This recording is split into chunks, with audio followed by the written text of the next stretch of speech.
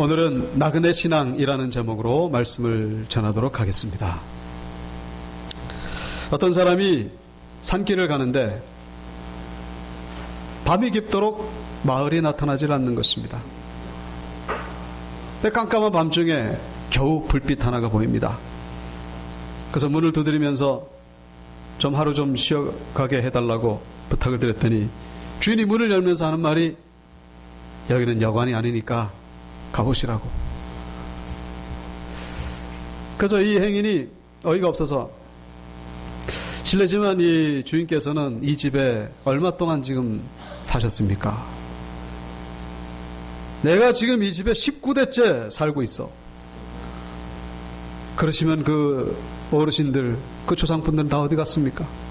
아, 그야 벌써 죽었죠. 그렇다면은 그분들도 결국 때가 돼서 떠나갔는데 주인께서도 머지않아서 이 집에서 떠나실 것입니다. 잠깐 있다가 떠나갈 곳이라면 여기가 여관이 아니고 어디겠습니까? 당신도 나그네고 저도 나그네이니 이 집에서 하룻밤만 묵어가 해달라고. 그래서 결국 그 집에서 하룻밤 자고 갔다고 하는 그런 이야기가 있습니다. 성경은 우리를 가리켜서 나그네라고 합니다. 일반 세상에서도 그렇게 말하는 것을 가끔씩 듣게 되죠. 나그네의 그 어원을 제가 한번 살펴봤습니다. 순우리 말이죠. 그 나그네의 어원을 살펴봤더니 나가니, 나갔다는 거죠. 떠나가니, 집을 나가니, 나간 사람. 근데 저는 이제 개인적으로 나그네를 나가네로 해석을 하면은 더 복음적이지 않을까. 나그네, 나가네. I'm going, I go. 나 간다는 거. 어디를 간다는 거예요?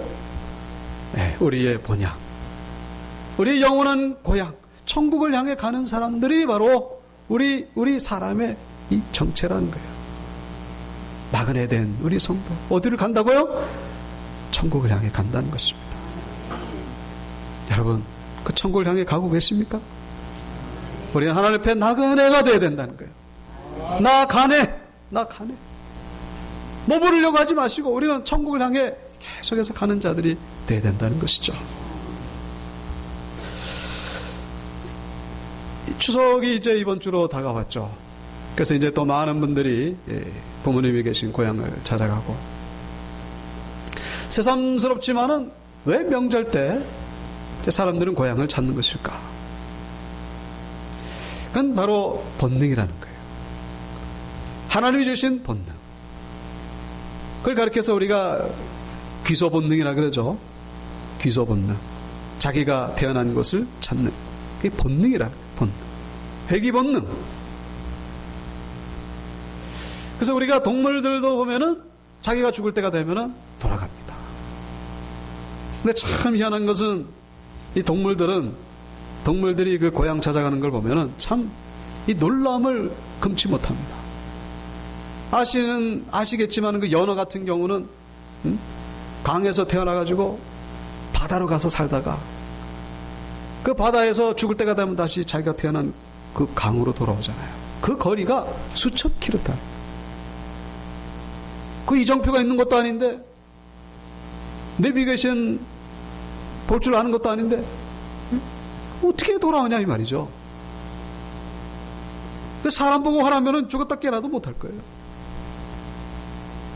그 제비 같은 경우는 겨울이 되면 이제 강남으로 가는데, 강남구가 아니라는 건 아시죠? 네. 강남은 어디냐면은 저 따뜻한 지역, 말레이시아나 인도네시아나 그 태국, 심지어는 호주 같은데 거기까지 갑니다. 지난 그 교직자 수련회를 태국 갔다 왔습니다만은 태국이 서울에서 한 4,000km 떨어졌어요. 800km의 속도 비행기로 5시간을 날아가는 것이 참 그 좁은 자리에 앉으니까 참 지금 힘들더라고요.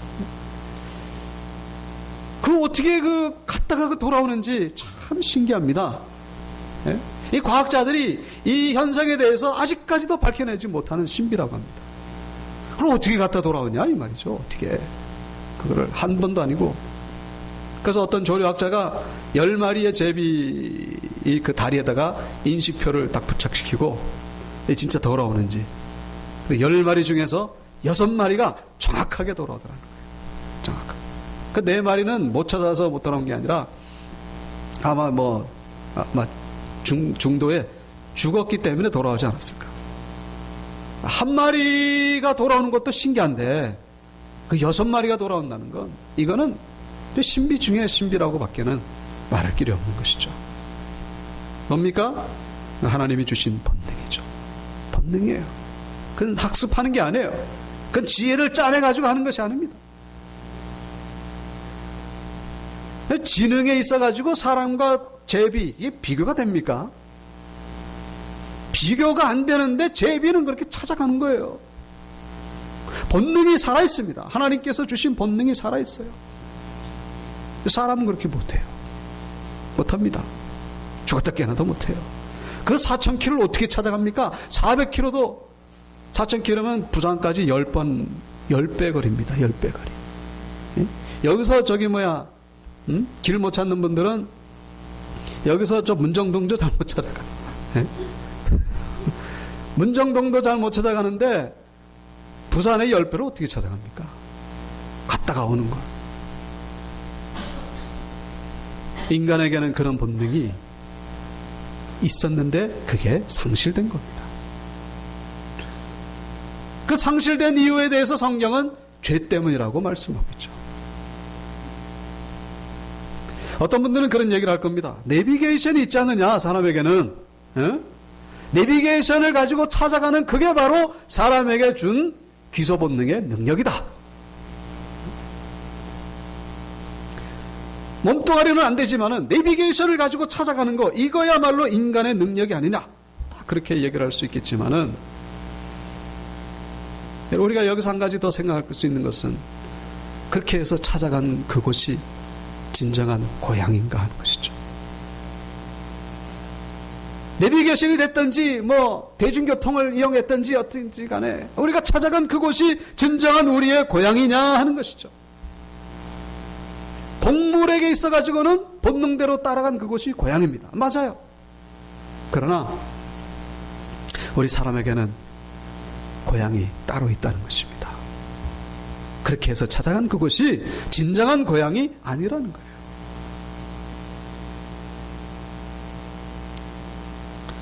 우리가 돌아갈 고향은 어디입니까? 우리를 창조하시고 우리에게 영원한 영혼을 넣어주신 하나님께로 돌아가는 것이 바로 진정한 귀환이라는 사실, 진정으로 고향으로 돌아가는 일이라는 사실을 우리가 잊어서는 안 된다는 것이죠. 이번에 제가 조선일보를 보니까 명절이 즐겁지만은 않은 사람들이 많다는 기사를 봤습니다. 명절이 기쁘지만은 않은 가정들이 많다는 거예요. 다들 아실 거예요. 명절 때 가봐야 물론 갈 때는 즐겁죠. 그러나 가면은 그 시간을 지내면서 이런저런 이야기들을 하는 가운데 또 갈등, 형제지간의 그런 어떤 비교 평가, 니는 왜 쟤는 저랬는데 왜 니는 이러냐, 아직도 시집을 못 갔냐, 취직을 못 했냐, 학교를 들어갔느니 못 갔느니, 선거했느니 못 했느니, 상속 문제 때문에 또 그렇고, 고부간의 갈등도 그렇고. 그래서 생겨난 단어가 뭡니까? 명절 증후군. 아마 이번에도 추석 지나고 나서 참 비극적으로 목숨을 끊는 사람들이 아마 있을 것 같아요. 매년 있었으니까. 여러분, 명절이 왜 즐거워야 되는데 즐겁지 않으냐 이 말이죠. 물론 그런 즐거운 때도 있겠습니다만은 명절이면 다 좋아야 되는데 그렇지 않은 경우가 너무나 많다는 거예요. 왜 그렇습니까?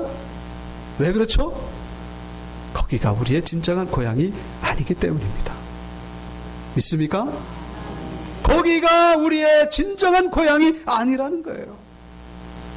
진정한 고향을 찾는 자들은 그렇지가 않은 겁니다. 진정한 그 나그네 의식, 나그네 식. 이것이 없으니까 거기서 그냥 온갖 다툼이 일어나고 온갖 갈등이 일어나고. 그래서 우리 인간에게 그 육신의 고향을 찾는 능력은 있습니다만은 그 뭐 내비게이션으로 찾아간다면 그건 어떻게 보면 말이 되죠. 그러나 정말로 돌아가야 될 그 영원한 고향, 하늘나라에 대한 이 기억이 상실된 것, 이게 바로 죄라고 성경은 우리에게 말씀해 주고 있죠. 육신의 고향은 찾으려고 애를 쓰지만은 영원한 고향에 대해서는 관심이 없는 거예요. 그 왜요? 그게 바로 죄 때문이라는 거예요. 짐승들, 동물들은 죄와는 상관이 없어요. 그러니까 지네 고향 알아서 잘 찾아가는 거예요. 그러나 사람이 찾아가야 될 고향은 하늘나라인데 그거 잊어버렸어요. 그 내비게이션으로 가는 게 아닙니다. 그 버스 타고 가는 게 아니에요. 우선 타고 가는 게 아닙니다.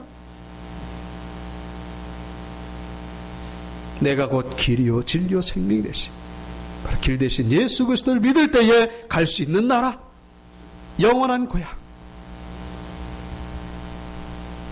그런 능력이 회복되는 시간이 바로 예배 시간이라는 것입니다. 그 능력이 회복되어야 된다는 거예요. 오늘 우리가 읽은 이 본문 베드로전서는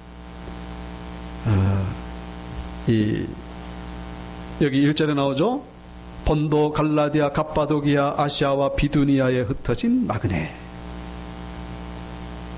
그러니까 이 갈라디아, 갑바도기아, 아시아, 비두니아는 지금의 터키 지역입니다. 그 성경적인 용어로 하면 소아시아 지역이죠. 소아시아 지역에 흩어진 그 성도들에게 베드로가 이제 소망의 메시지를 전해주려고 보낸 편지 글입니다. 그런데 그 성도를 향해서 나그네라고 표현하고 있어요. 나그네. 소아시아 지역에 있는 나그네에게 편지한다. 근데 왜 나그네라고 표현했을까요? 현실적인 이유로는 첫째, 이 이스라엘에 원래 살던 사람들이 이 핍박으로 인해 가지고 소아시아 지역에 흩어져 있기 때문에, 그 나그네 같이 살기 때문에 그래서 나그네라고 표현한 이유도 있습니다만은, 그러나 이보다는 더 영적인 의미가 있다는 것을 우리가 이해할 필요가 있습니다. 그러니까 지금 이 베드로전서를 받는 그 소아시아 지역에 사는 성도 가운데에 원래 소아시아 지역이 고향인 사람들이 있거든요. 원래가 그 지역 사람들이기도 한 사람들에게도 이 편지가 지금 가고 있습니다. 그렇기 때문에 만약에 이 나그네가 그냥 문자적인 의미라면은 원래 이렇게 표현했어야 되겠죠. 소아시아 지역에 있는 원주민들과 그리고 나그네된 성도들에게 편지하노니, 이렇게 했어야 되는데 그렇지 않고 그냥 모두를 나그네라고 표현하고 있다는 거예요. 이게 무슨 의미라고요? 바로 영적인 의미라는 것이죠. 현실적인 나그네가 아니라 영적인 나그네의 의미가 여기에 들어있다는 것입니다. 성도는 바로 나그네라는 거예요. 나그네. 이스라엘이 됐든지 소아시아가 됐든지 어디에서 살든지 간에 우리가 육신으로 살고 있는 그것이 바로 나그네의 삶이라고 베드로가 말하고 있는 것입니다. 나가네. 네? 천국을 향해 가는 거예요.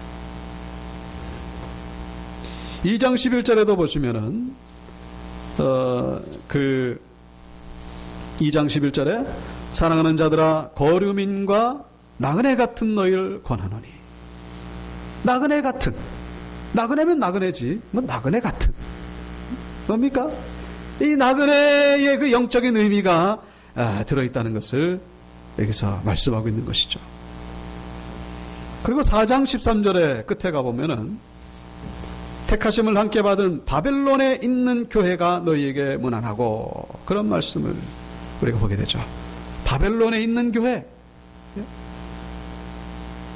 이 베드로가 살던 당시에 바벨론 제국은 이미 옛날에 없어져 버린 제국입니다. 그런데 그때는 그냥 로마 제국이 있었죠. 로마. 이 로마를 가리켜서 지금 바벨론이라고 지금 표현하고 있습니다. 그 이유가 뭘까요? 바벨론은 창세기 11장에 바벨탑 그것도 나옵니다만 하나님을 대적하고 하나님 앞에 범죄하다가 멸망했던 제국 바벨론. 그것처럼 이 로마도 지금 이 초대교회를 무척 핍박을 하는데 그렇게 바벨론처럼 이 로마가 지금 죄악 가운데 있는 것이고 그리고 로마도 결국 멸망하게 될 것이라는 그런 의미가 담겨 있는 것을 우리가 여기서 묵상해 볼 수가 있죠. 바벨론에 있는 교회, 이 영적인 의미예요. 그러니까 이 베드로전서에 있는 많은 단어들 가운데에 영적인 의미가 담겨 있는 것을 볼 수가 있습니다. 나그네도 마찬가지라는 거예요. 영적인 나그네라는 것이죠. 우리 성도를 가리켜서 영적인 나그네로 표현하고 있다는 것입니다. 바라기는 우리 모든 성도님들에게 이런 나그네 신앙이 있게 되기를 주님의 이름으로 축원합니다. 영적인 나그네 의식. 그래서 우리가 사는 이 세상이 바로 바벨론 같은 곳이에요. 베드로가 살던 시대만 바벨론이 아니라 이 시대도 바벨론과 같은 것입니다. 이 시대도 하나님을 대적하고 하나님이 어딨냐 그러고 성도들을 핍박하고 물론 비난받을 짓을 하는 그런 성도들도 있습니다만은 그러나 그거와 상관없이 핍박을 받는 것이 얼마나 많은지 모릅니다. 우리는 이 바벨론과 같은 이 세상을 지나가는 그런 나그네와 같다는 사실. 우리가 소망을 정말로 두어야 될 곳은 이 땅이 아니라 저 영원한 하나님 나라에 있다는 사실을 그런 의식을 가지고 살아야 된다는 것을 오늘 본문은 우리에게 말씀해 주고 있습니다. 나그네 의식을 가진 사람들은 이 땅의 재물을 막 죽을 만큼 그렇게 쌓아놓는 사람들이 아닙니다. 재물이 중요합니다만은 이 궁극적인 목적이 하나님 나라의 보화를 쌓아두는 자들이 돼야 된다는 것이죠. 이 땅의 재산은 축적하는데 저 하나님 나라에는 아무것도 없는 빈털터리가 되는 자들이 되지 말아야 된다는 것이죠. 천국의 보화를 쌓아가는 자들. 나그네 신앙을 가진 사람들은 사람에게 평가를 받는 것보다도 하나님께 평가를 받는 것을 더 귀하게 더 의식하며 살아가는 사람들입니다. 사람들이 나를 어떻게 볼까? 여기에 그냥 정전긍긍하는 이런 분들은 나그네 신앙이 없는 분들이라고 말할 수 있습니다. 나그네 신앙을 가진 사람들은 여유가 있습니다. 세상을 우습게 보는 거죠. 문제를 당해도 심각하게 생각하지 않습니다. 왜? 지나가는 것이니까. 일시적인 것이니까. 그것이 나에게 그렇게 중요한 게 아니에요. 그렇게 심각한 것이 아닙니다. 그래서 많은 사람들은 너무나 조그만 것 가지고도 심각하게. 이번에 교직자 수련회 가서도 뭐 별걸 하는 걸 가지고 그렇게 심각하게 분위기를 만들어가는 그런 분들이 있는 것을 보면서 참, 과연 저분들에게 나그네 신앙이 있을까? 왜 그렇게 심각하게 살아가는지. 물론 진지하게 생각할 부분은 있죠. 하나님과 관련된 것들, 영적인 것들. 그럼 온통 육신적인 것에는 그냥 목을 매는 거예요, 목을. 거기 그냥 누가 건들기만 해도 하면 그냥 뭐 분노하고 거기에 대해서 얼마나 자존심을 내세우는지, 얼마나 심각한지. 나그네 신앙이 아니에요. 나그네 신앙은 아유 그래 됐다, 네 가져라, 네 멋대로 해라, 네가 하고 싶은 대로 해라. 내가 영원히 구하는 것은 여기가 아니다. 나는 지가 나는 것이다. 여러분, 다리 위에다가 집을 짓는 사람이 있습니까? 대합실에다가, 버스 대합실에다가 집을 짓는 사람이 있습니까? 그런 건 없어요. 지나가는 것이죠. 나그네. 다만 하나님이 우리에게 주신 사명이 있기 때문에 우리는 여기를 살아가는 것입니다. 아멘. 여러분, 목매지 마시길 바랍니다. 아멘. 주어진 일에 최선을 다해야 되겠지만은, 그러나 여기서 영원히 살 것처럼 목매는 자들이 되면 안 된다는 것이죠. 오늘 이 1절과 2절을 가만히 보시면은 이 1절에 나그네와 비교되는 단어가 2절에 나옵니다. 그게 뭔지 아십니까? 나그네. 그리고 2절에 반대 혹은 비교되는 단어. 갑자기 질문을 드려서 그렇습니다만 가만히 보시면 뭐 하나밖에 없죠. 어떤 자들? 그죠? 택하심을 받은 자들. 나그네와 택하심을 받은 자들. 이게 좀 다르죠. 그죠?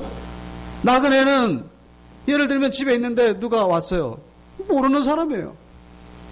그 보니까 뭐 좀 도와달라고. 그럼 나그네죠. 그러나 택함을 받은 자들은 뭡니까? 이미 전화하고 오시라고 예약된 사람들. 귀한 손님이죠. 귀한 손님입니다. VIP고. 나그네와 택하심을 받은 자들. 나그네는 그냥 어떨 때는 핍박을 받기도 하고 문전박대를 당하기도 하고 어떨 때는 참 고난과 환난이 기다리고 있는 그런 사람들. 나그네요. 그러나 택함 받은 자들은 뭐예요? 한마디로 VIP죠. VIP. 우리가 이것을 기억해야 될 것은 이 나그네라고 하는 것은 사람 앞에서 나그네지 하나님 앞에서 나그네가 아니라는 거예요. 하나님 앞에서는 택하심을 받은 자들이라는 것입니다. 사람 앞에서는 나그네고 하나님 앞에서는 택하심을 받은 자들이 바로 성도라는 것입니다. 근데 이게 바뀌면 안 된다는 거예요. 이게 바뀌면 안 된다는 거예요. 사람 앞에서는 뭐예요? 택하심을 받은 자처럼 살아가려고 애를 쓰는, 길을 쓰는, 그리고 하나님 앞에서는 나그네 된 사람들, 하나님 앞에서는 떠나가는 사람들, 하나님 앞에서는 모르는 사람들, 하나님에 대해서는 무관심한 사람들, 나그네 된 사람. 죄송하지만 세상 사람들은 그런 분들이에요. 사람 앞에서는 자기 자랑하고 인정받으려고 하고 인기를 얻으려고 하고 아주 VIP 대접받으려고 애를 씁니다마는 하나님 앞에서는 나그네예요. 하나님과는 관계가 없는 사람들. 이게 바로 불행한 삶이라는 것이죠. 그러나 성도는 그 반대라는 거예요. 성도는 뭡니까? 사람 앞에서는 나그네예요. 알았어, 네 맘대로 해. 그래, 네 좋을 대로 해라. 그래, 나는 이거 가질 테니까 네 갖고 싶은 거 하자. 나그네. 이 세상에는 미련이 없습니다. 이 세상에 집착이 없어요. 그러나 중요한 것은 하나님 앞에서는 택하심을 받은 자들이라는 것입니다. 하나님 앞에서는 예약된 자들이에요. 하나님 앞에서는 VIP라는 것입니다. 예약된 자들. 그 누구도 그 자리를 뺏을 수가 없어요. 여러분 성수기 때 여행하려고 가는데 예약 없이 그냥 대합실 가는 사람 있습니까? 반드시 예약을 해야 돼요. 예약을. 손님이 사람이 쓴 게 그렇게 많은데 가면은 표를 어떻게 살라고 그냥 갑니까? 예약을 하고 가야죠. 하나님 앞에 예약된 자들이 돼야 된다는 거예요. 여러분 이 땅에서 VIP가 되려고 하고 이 땅에서 택하심을 받으려고 하는 자들은 그런 사람들은 10중 8구 저 천국문 앞에서 나그네가 될 수 있다는 사실을 기억하시기 바랍니다. 천국문 앞에서 야, 표 없다? 예약했냐? 표 없어? 가라고. 이 땅에서는 그렇게 그냥 신경을 쓰는데 천국에 대해서는 관심이 없어요. 여러분 우리가 사람 앞에서 나그네가 될 때에 나그네로 살아갈 때에 하나님 앞에서 VIP가 될 수 있다는 사실을 잊어서는 안 된다는 것입니다. 그래서 이런 자들은 2절에 보시면은 핏부림을 얻은 자들이 예수 그리스도의 핏부림을 얻은 자들, 바로 예수 그리스도 십자가의 보혈을 믿는 자들이죠. 믿는 자들, 십자가의 보혈의 능력을 믿는 자들, 이 사람들이 바로 택함 받은 자들이고, 그리고 동시에 이 사람들은요 순종하는 자들이에요. 성령이 거룩하게 하심으로 순종함과 그리고 핏부림을 얻기 위하여. 순종과 핏부림은 믿음이죠. 순종과 믿음. 우리 신앙에 있어서 믿음과 순종이 두 날개라고 말할 수 있습니다. 믿어야 구원 얻는 것이고, 그리고 믿음으로 끝나는 게 아니라 순종하면서 살아가야 되는 거예요. 근데 한국 교회는 뭐가 문제입니까? 믿음은 얼마나 좋은지 몰라요. 믿음은 얼마나 좋은지 아주 그냥 뭐 세계의 탑이라고도 할 수 있을 겁니다. 근데 순종은 없어요. 순종은 없습니다. 다 자기 주관대로, 자기 신앙대로, 자기 믿음대로. 그래서 그런 분들을 가지고 있는 성경책 보면요, 66권이 다 내가 복음이라. 창세기 출애굽기가 아니고 내가 복음 다 66권이 다 내가 복음이에요. 내가 복음. 창세기에서 주시는 하나님의 메시지가 있고 마태복음에서 주시는 하나님의 메시지가 있는데 그게 아니에요. 다 내가 복음이에요. 66개 다 내 멋대로 해석하고 내 기분대로, 내 감정대로, 내 느낌대로 그렇게 살아갑니다. 왜요? 순종이 없어요. 여러분, 믿음도 쉽지 않지만 순종도 이게 쉬운 게 아니에요. 그러니까 다 그냥 내가 복음으로 살아가는 거죠. 교회 들어오기만 하면 구원 받습니까? 예배 드리기만 하면 그게 우리의 신앙입니까? 그게 아니죠. 순종할 때에 비로소 참된 신자가 되는 것이고 알곡 신자가 된다는 것입니다.